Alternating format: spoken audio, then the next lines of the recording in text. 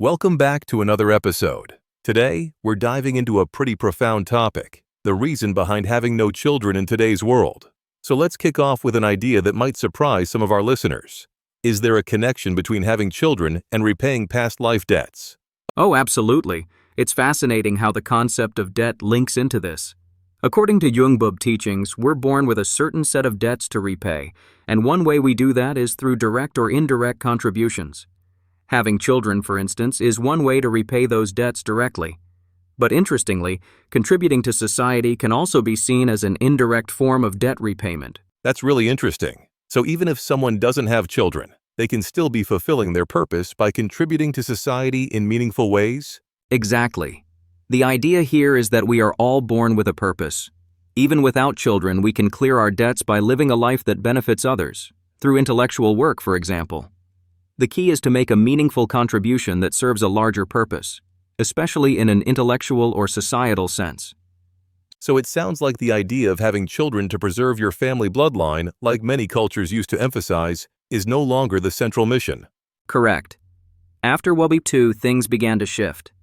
The mission for our generation isn't solely about raising children. The focus now is on intellectual accomplishments that benefit society as a whole. The past generation worked hard to pass on family bloodlines, but now the mission has evolved. That's a really big shift. So the debt we're repaying now is more about contributing knowledge and creating value in society, rather than just continuing our family legacy? Yes, the debt is more intellectual. Our role now is to clear our debts not through traditional family structures, but by contributing to society in a way that advances humanity. Whether or not you have children, your purpose can be fulfilled through your actions and contributions to the world. And if you do have children, there's still a balance to be struck, right? You can contribute to them, but you shouldn't devote all your resources to them. Right. The law of grand nature says that if you're obsessed with giving all your energy to your children, you're actually doing more harm than good. Only about 30% of your effort should go into supporting your child, and the rest should go into benefiting society.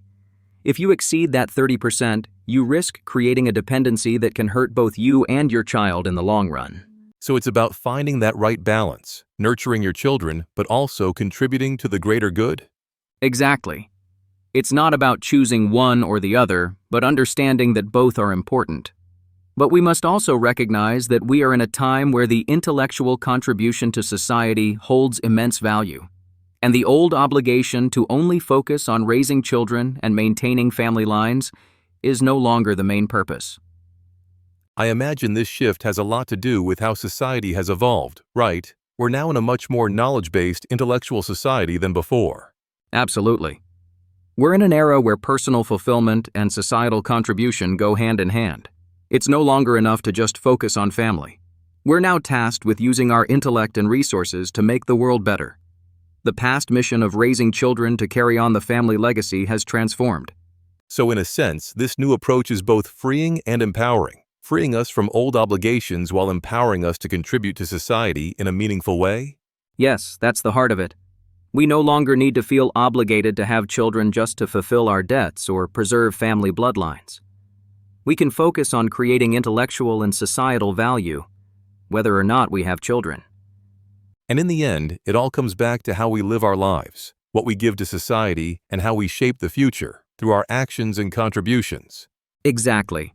Whether through children or intellectual work, it's about living a life of purpose and repayment. The debts we carry are not just familial but societal, and it's through contributing to that greater good that we can clear them. Well, that's a lot to think about, but it really challenges the traditional notion of having children, doesn't it? It definitely does.